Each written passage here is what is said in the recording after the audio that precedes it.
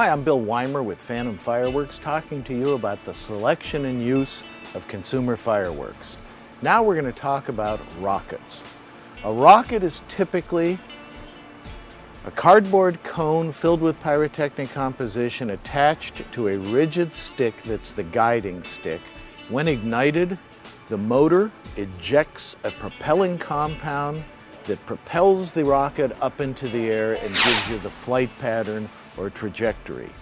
Traditionally, rockets were used just for the trajectory, but lately, rockets have tremendous payloads, such as this rocket that actually has a shell attached to the head of the rocket, so at the height of the flight trajectory, the shell will detonate and produce color, effects, and noise.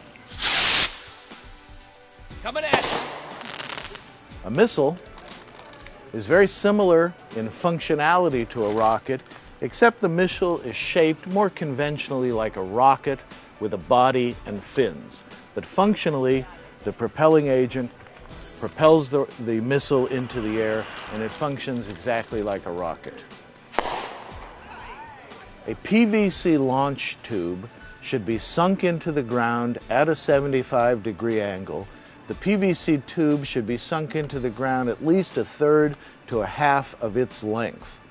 The PVC pipe cannot be too long, but it can be too short. It has to be long enough so the entire stick can fit all the way down into the pipe with the fuse hanging over the lip of the pipe. You should definitely follow the flight path of your rocket to make sure, first, it doesn't come down hot, and secondly, so that you can retrieve it and not end up littering your neighbor's property.